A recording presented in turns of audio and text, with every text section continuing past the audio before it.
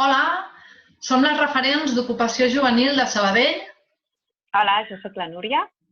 i jo sóc la Verònica. Amb aquest petit vídeo avui us volem parlar de què és un currículum i per què serveix.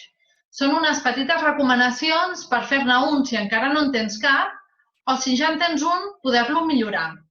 Pensa que només són consells, que al final tu decidiràs què és el que t'agrada i què hi vols posar. I sobretot, com ho vols posar, què hi vols transmetre amb ell.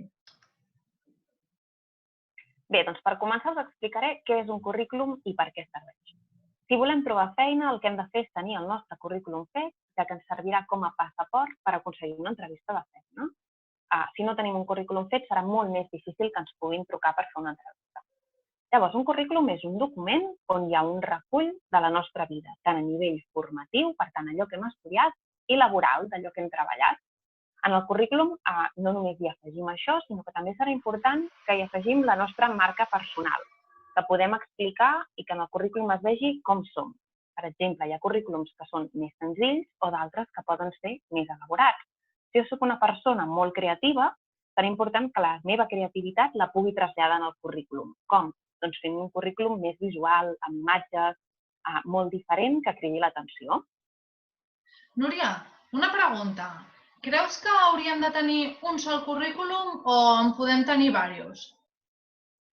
A veure, doncs el que podem fer és tenir un sol currículum, però aquest currículum l'haurem d'adaptar a cada oferta de feina on ens volem presentar. També podem fer tenir diversos currículums que mostrin els diferents sectors que ens interessen treballar. Per exemple, si hem estudiat diferents àmbits, doncs tenir diferents currículums en funció del que hem estudiat.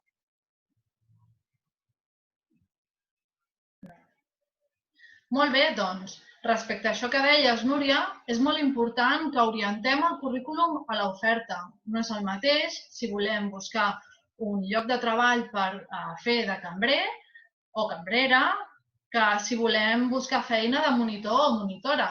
Podem tenir experiència i capacitats per fer les dues feines, però el nostre currículum ha de desprendre aquell perfil professional al qual estem enviant el document per l'oferta. D'acord? Llavors, altres elements que haurem de tenir en compte serà que el currículum ha de ser breu. Poden ser 2 pàgines, sí, però el millor seria que ho poguéssim sintetitzar tot en una pàgina. Penseu que poden passar moltes coses, que s'extraviï la segona, que quan l'enviem no es faci correctament. Llavors, tot això ho podrem evitar si resumim tota la informació en una sola pàgina. Després, una altra cosa molt important és que no fem faltes d'ortografia. Penseu que quan la persona rebi el nostre currículum s'emportarà una imatge de com som nosaltres. I si hi ha faltes d'ortografia, la imatge que s'emporta no és molt bona. És perquè no hem revisat el currículum abans, per tant, som despistats o no li hem donat massa importància. Vale? I Vero, el currículum, què l'hauríem de fer, en català o en castellà? Molt bona pregunta. En realitat, cadascú decideix en quin idioma vol fer el seu currículum. L'important és que quan haguem de defensar el nostre perfil, tot allò que hi posa, ho puguem fer en el mateix idioma en què hem elaborat el currículum. Vull dir, si l'hem fet en català, que a l'entrevista puguem parlar en català. Sí? I si el fem en castellà, igual. Llavors, el podríem tenir en els 2 idiomes i enviar-lo segons el tipus d'oferta. Un altre cop hem d'orientar el currículum. Si l'empresa on enviem el currículum és castellanoparlant, el podem enviar en castellà. Pel contrari, si és catalanoparlant, doncs en català. És indiferent. L'important és que no hi hagin faltes d'ortografia. Bé, doncs una altra cosa que també hem de tenir en compte és que en aquest sol document d'una pàgina hem de posar molta informació, però amb poca lletra. Què vol dir això? Doncs que ens hem de reforçar de les imatges per dir molt en poques paraules. Sabeu com s'anomena d'això? Això són infografies. Ara us ensenyarem uns quants exemples. Com podeu veure a la pantalla, aquest currículum expressa molta informació amb imatges. Hi ha icones, però també hi ha apartats amb colors. Això vol dir que no tot el que volem dir ho hem de redactar. Podem dir molt utilitzant els colors, les formes i les imatges. Us animem a que el vostre currículum comenci a incorporar aquest tipus d'iconografies. Com podeu veure, aquí teniu altres exemples d'iconografies de currículum. En trobareu moltes més si poseu en el cercador d'internet només iconografies de currículum. I trobareu aquestes i moltes altres que us donaran bons exemples perquè vosaltres també pugueu fer un currículum amb moltes imatges. Vinga, doncs ara us explicaré quins són els apartats que hem d'incloure en el nostre currículum. El primer de tot, i un dels més importants que hem d'incloure, són les nostres dades personals. Aquestes dades són les que utilitzarà l'empresa per posar-se en contacte amb nosaltres. Un altre dels apartats que també és molt important són les dades formatives. Aquí tenim dos tipus de dades formatives. Per una banda, la formació reglada, l'acadèmica, que seria l'ESO, els cicles formatius, el batxillerat o un grau universitari. Per una altra banda, també tenim la formació no reglada o complementària, que són tots aquells cursos o formacions que hagin fet fora del sistema educatiu, dels que he dit primer com a formació reglada. Un altre apartat que també serà important incloure són els idiomes o la informàtica. Aquí el que afegirem és el nostre nivell que tinguem. En idiomes, doncs, si hem fet algun curs i si tenim un certificat, doncs podem indicar de català, castellà, anglès o d'altres idiomes que tinguem. I d'informàtica el que podrem afegir són aquells programes que dominem. Doncs si tenim habilitats per navegar per internet, en el Word o en programes més específics, per exemple, com el Photoshop.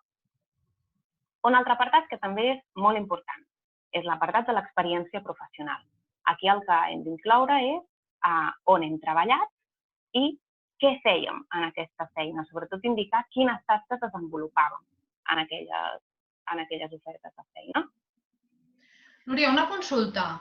En els casos en què una persona encara no hagi començat a treballar mai hagi tingut un contracte laboral, creus que hi podem incloure alguna altra informació en aquest apartat? Clar, en aquest cas que comentes tu, Vero, si no tenim cap experiència laboral, és important que aquest apartat no el deixem en blanc. El que podem afegir-hi són altres tipus d'experiència que hagin tingut i que potser no tenim en compte, com per exemple unes pràctiques del que hàgim estudiat, si hem fet voluntariats o hem participat en entitats o associacions, o també si hem participat o hem ajudat en algun negoci familiar, des d'un bar o una botiga de roba, o si hem ajudat a cuidar a cosins petits o persones grans. Llavors, un altre apartat que també hem d'incloure són les altres dades. En aquest apartat és on hi afegim tota aquella informació que no podem afegir en els altres apartats i que dona informació extra sobre nosaltres. Per exemple, si tenim carnet de conduir, quina és la nostra disponibilitat o si fem alguna activitat extraescolar. Per últim, també hi ha un apartat que també hem d'incloure i que és important, són les competències. Aquest apartat és molt important, ja que les empreses avui en dia es comencen a fixar molt, ja que aquí és on afegim les nostres habilitats, allò que parla de nosaltres. Per exemple, si soc una persona molt creativa, és important que ho diguem. Si soc una persona que sé treballar en equip perquè estic acostumada a fer treballs en grup, també és molt important que ho indiquem. I serà important posar aquestes competències, ja que d'aquesta manera l'empresa que rebi el nostre currículum podrà conèixer-nos una mica més a través de les nostres habilitats. Molt bé, i ara que ja tenim el currículum fet, què hem de tenir en compte? Doncs, sobretot, que el guardem a l'ordinador en un format que sigui editable. Segurament l'haureu fet en un format Word o en Canva o potser en el Drive. Tots aquests permeten que, més endavant, si hem de canviar alguna de les informacions que hi hem afegit, ho puguem fer. Si el guardem només en PDF o l'imprimim i esborrem el document de l'ordinador, què ens passarà? Doncs que més endavant no podrem canviar res. Imagineu que un dia, per qualsevol motiu, canvieu el número de telèfon o l'adreça. Què passarà? Doncs que necessitareu entrar en el vostre currículum i actualitzar la nova informació. Sí? Llavors, haureu de tenir el currículum guardat i localitzable en un format que sigui editable. Tot i així, quan l'envieu, seria important que el passéssiu a un format com el PDF que queda tancat, perquè així la informació no es pot modificar i no canvia respecte als diferents programes que puguin tenir les persones que el rebin. Que no quedi desconfigurat quan el rebin en altres Windows o altres formats d'ordinador. D'acord? Molt bé. Doncs ara l'hem d'enviar.